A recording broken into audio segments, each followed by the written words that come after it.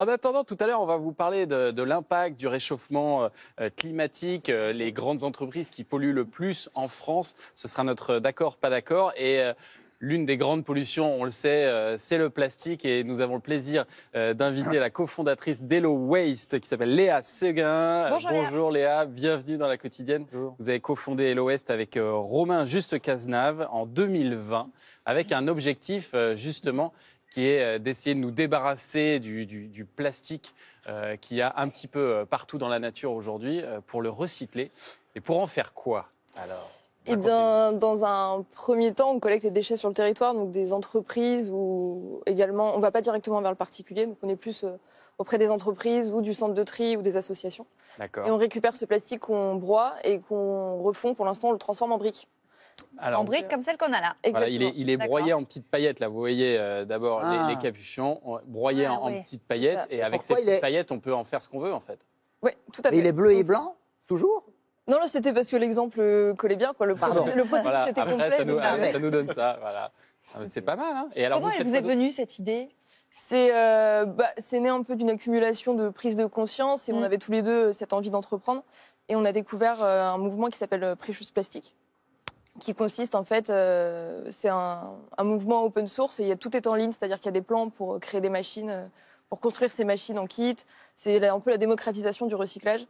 À la base, peut-être plus pour les pays en développement, mais nous, on a repris ce concept-là, on est né de ça pour l'adapter au territoire. Pour valoriser ces déchets et les retransformer. Mais ça sert à quoi? Ça t'as pas une petite idée que ça peut servir, ça? Une brique. Une brique. À quoi ça peut servir? Une brique. Non, mais alors, Qui non, mais s'emboîtent attends, les unes pour la dans les rendre, autres. c'est très solide, c'est vrai, je peux construire. On peut faire des maisons avec ça. Alors, peut-être coule qu'un du jour, on béton pourra, dedans. mais pour l'instant, au niveau des normes, c'est un petit peu compliqué en France. Quoi, mais... Non, c'est Mais isolant. on peut jouer avec ses enfants. un coup de maillet, Oui, normalement, on et c'est bon. Non, mais c'est vrai. Et qu'est-ce que vous faites d'autre comme objet? Montrez-nous. Alors, on a également développé un porte-savon. Donc, Ouais, qui a l'air de très bien sécher les savons. exactement, Bravo. avec des arêtes parfaitement pour que le savon ne fonde pas. C'est ingénieux. Qu'on a développé avec la savonnerie Capitaine Cosmétique, qui est notre voisin d'atelier. D'accord. Et pour le coup, on travaille en circuit très court sur ce produit-là. Et on a également développé... Des peignes. Voilà, Très bien. Vous êtes dans quel coin? Parce que je sais que vous êtes originaire de Saint-Brieuc, c'est ça? c'est ça. On est à Saint-Brieuc, du coup. êtes à Originaire de Saint-Brieuc. Saint-Brieuc et revenu à Saint-Brieuc. D'accord. Et c'est des déchets que vous collectez vraiment autour de vous, auprès des entreprises C'est qui ça. sont autour de vous? Tout à fait. Donc on essaie le but du projet, c'est vraiment de travailler un peu sur l'autoconsommation du territoire et montrer comment un territoire peut être autonome sur la gestion de ses déchets. Une fois que c'est trié, comment ça peut être évité d'être envoyé à l'autre bout, en fait. Vous savez combien vous en avez collecté depuis que vous vous êtes lancé?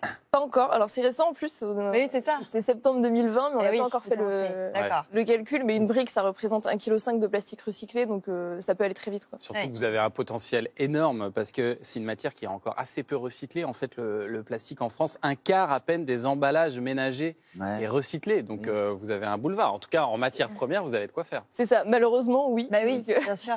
mais effectivement, il y a de quoi faire et on travaille sur le plastique pour l'instant, mais le but, c'est d'être capable de rebondir dans quelques années peut-être et de pouvoir gérer d'autres déchets, quoi. C'est ça. L'idée, c'est de pouvoir après élargir les points de collecte aussi, vous installer un peu partout sur le territoire. C'est ça. Faire quelque chose toujours d'agile et sobre en partant d'une brique, mais avec différents matériaux. Et le porte-savon ou même la brique, est-ce qu'après, elle pourra à son tour être recyclée? Oui, ça a des cycles, on va dire, de recyclage. C'est-à-dire que là, les bouchons, on sait qu'ils ont été recyclés une fois, on sait d'où vient la matière et ce qu'on a collecté.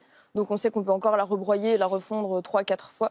Mais le temps que la brique s'use dans le temps, il va se passer déjà quelques années. Oui, c'est ça. Eh ben, bravo pour cette initiative, c'est formidable et vous savez que ça nous plaît beaucoup dans la quotidienne de voir qu'on arrive à réinventer les choses et à les réutiliser. On peut les acheter sur votre site? Il m'intéresse bien, on peut le trouver où, le peigne? Le peigne, on peut le trouver sur le site de la savonnerie Capitaine, qui est notre collaborateur et notre distributeur de produits. Et le porte-savon, parce que Thomas est très intéressé. Mais oui, parce que j'ai du mal. Je veux dire, non, mais on ne trouve pas de porte-savon qui sèche bien le savon. C'est ça. Moi, je n'utilise que des savons. Et donc, voilà, je veux que ce soit sec. Et j'en ai qu'un seul, malheureusement, mais vous pourrez vous battre pour repartir avec. Oh là là, ça va être le match va être terrible. Merci d'être venu nous voir. Et bravo encore une fois pour cette belle initiative. On va continuer.